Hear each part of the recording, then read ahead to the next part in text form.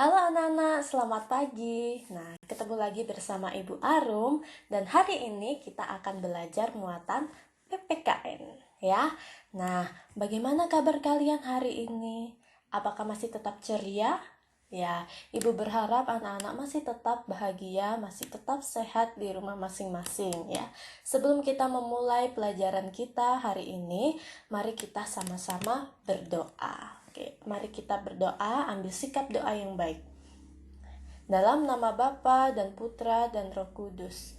Allah Bapa kami yang baik, terima kasih untuk setiap berkat-Mu kepada kami. Dan hari ini Bapa, kami mau belajar bersama-sama. Engkau yang pimpin kami, biar kami dapat mengerti setiap pelajaran yang akan disampaikan. Ya, dalam nama-Mu saja kami berdoa. Amin.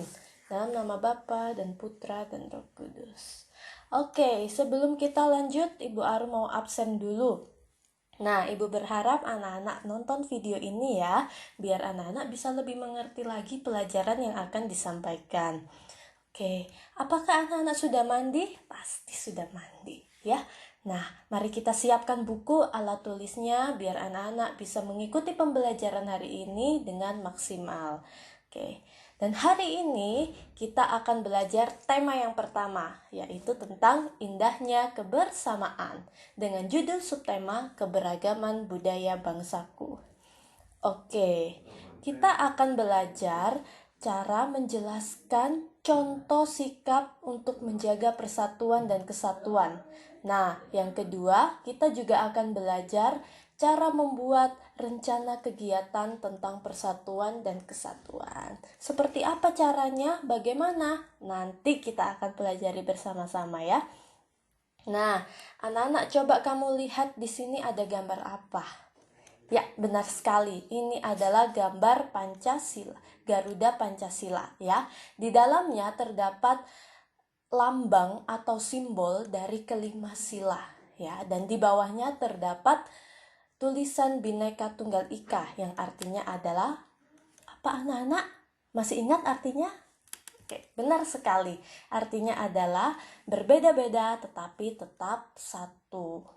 Nah, tadi subtema kita berbicara tentang keberagaman. Coba anak-anak ingat-ingat lagi kalau keberagaman itu termasuk sila keberapa? Kita sudah pernah pelajari di kelas 3 kemarin ya. Ayo di sila keberapa? Oke, tepat sekali di sila yang ketiga. Lambang sila ketiga adalah pohon beringin yang bunyinya adalah Persatuan Indonesia. Nah, coba anak-anak lihat.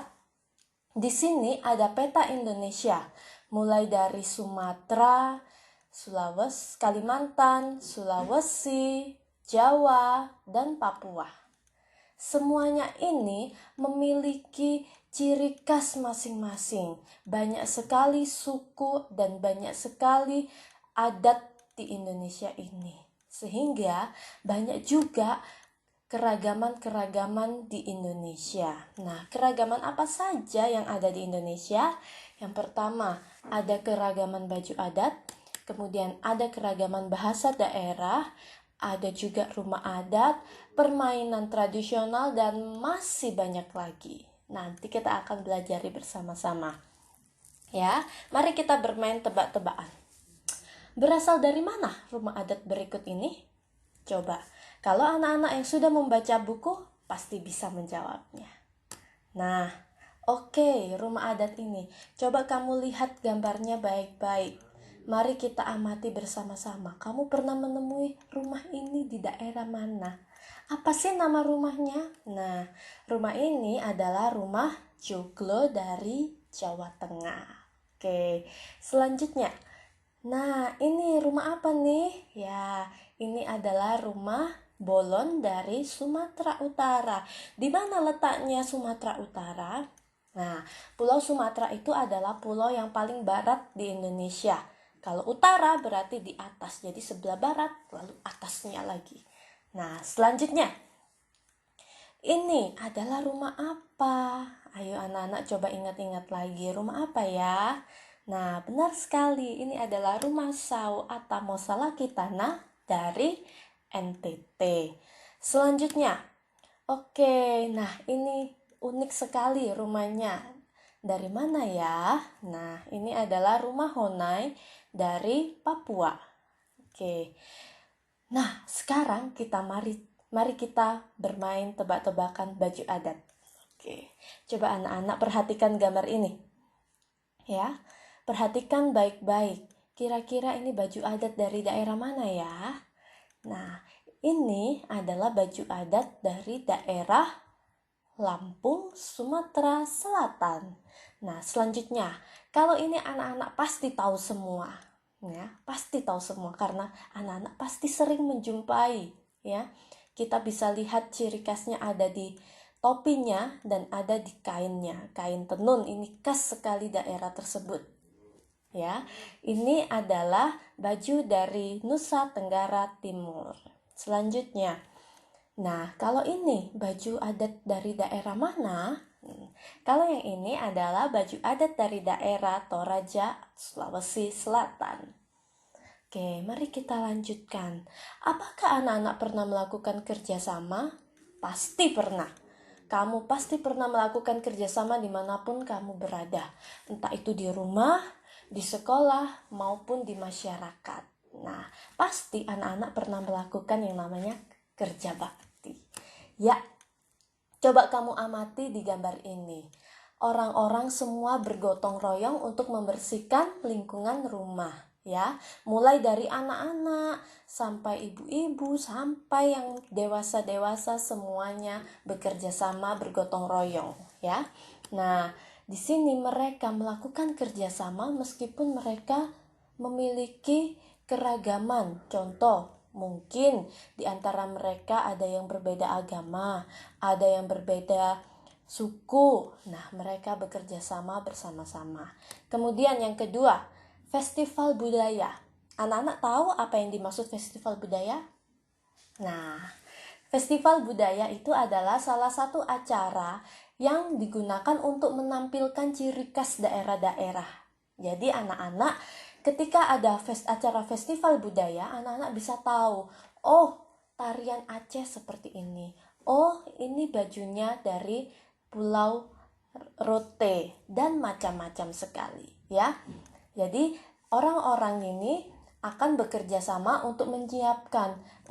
Kita harus bekerja sama untuk menyiapkan bajunya. Nah, mereka bekerja sama bersama-sama. Begitu juga ketika mereka menampilkan tarian. Mereka akan bekerja sama untuk menampilkan tarian agar menjadi yang maksimal. Selanjutnya, festival makanan tradisional. Nah, setiap daerah juga memiliki makanan tradisional. Oleh sebab itu, mereka akan bekerja sama bersama-sama untuk menyiapkan, entah itu masak, entah itu membuatnya. Nah, itu mereka bekerja bersama-sama. Oke, sekarang mari kita main tebak-tebakan lagi tentang permainan tradisional. Coba anak-anak amati gambar ini. Nah, anak-anak tahu nggak ini namanya permainan apa? Ya. Nah, ini adalah namanya permainan egrang. Nah, selain itu, ini siapa yang pernah bermain? Ini pasti tahu namanya. Nah, permainan ini adalah namanya congklak. Selanjutnya, kalau ini pasti anak-anak sudah pernah melakukannya, apalagi yang perempuan di sekolah juga ada permainannya, ya. Nah, ini adalah namanya permainan engklek. Selanjutnya, kalau yang satu ini kamu biasanya menemui di kegiatan lomba 17 Agustus, ya. Coba ini namanya apa yo? Gamesnya permainan apa ini? Ya, benar sekali. Ini adalah namanya permainan tarik tambang. Oke. Lalu anak-anak pernah main yang mana? Nah, kalau Ibu Arum pernah main congklak, engklek, dan tarik tambang. Kemudian dari permainan tersebut, nilai apa sih yang kamu dapatkan? Nah, kalau Ibu Arum contohnya tarik tambang. Untuk mengikuti permainan tarik tambang dibutuhkan kerjasama. Mengapa? Karena kalau kita tidak kerjasama, kita akan kalah. Kalau kamu cuma menarik sendiri, pasti akan capek, nggak akan kuat. Oleh sebab itu, kita butuh kerjasama untuk saling menarik talinya agar kita bisa menang.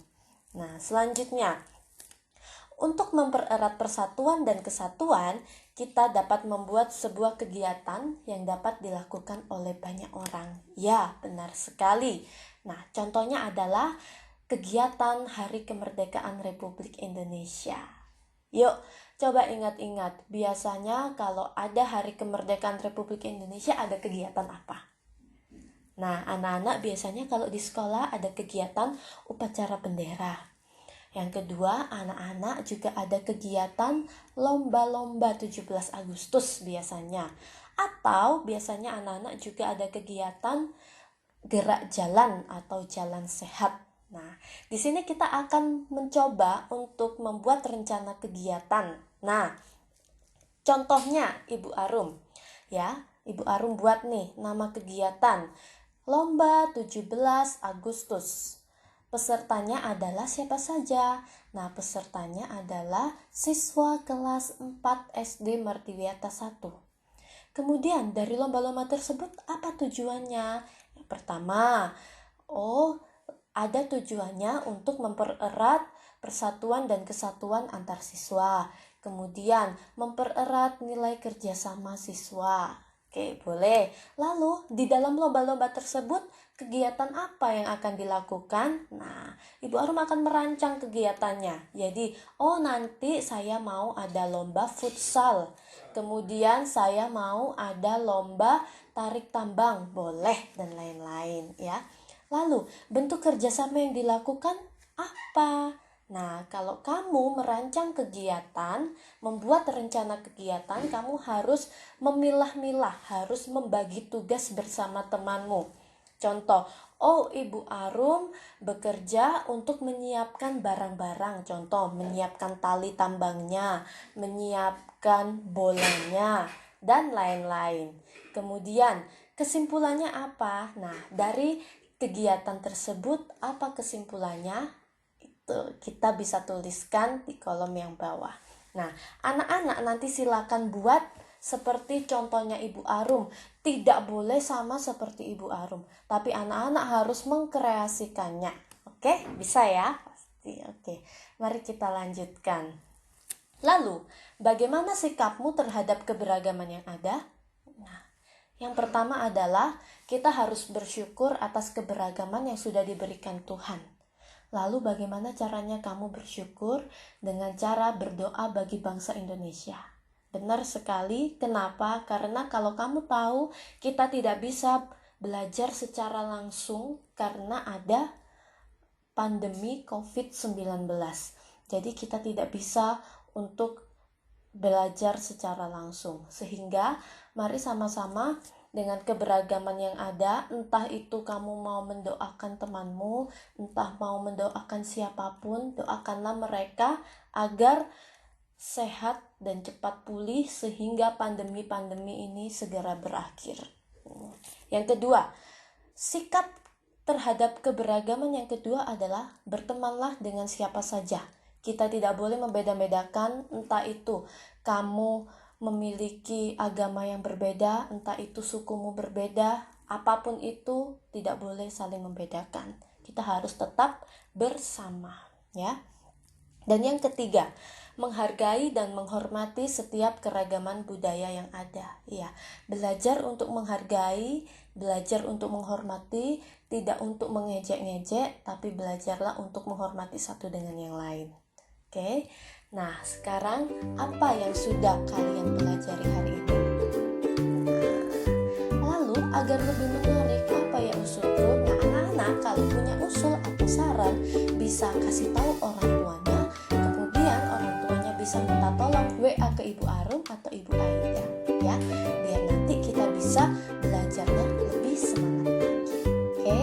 Nah, sekarang ada tugas untuk kalian.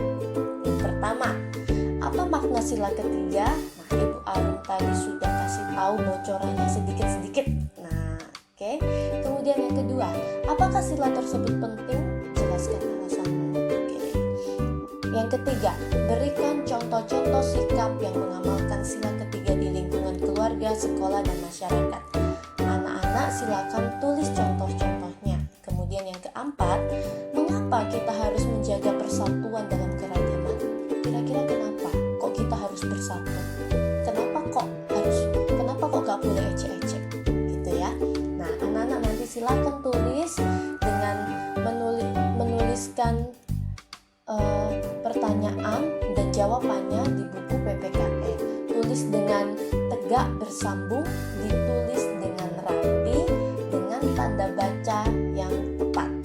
Oke, bisa ya? Nah, sampai ketemu lagi di pembelajaran selanjutnya. Tetap semangat, tetap berdoa, dan jaga kesehatan. Oke, dadah.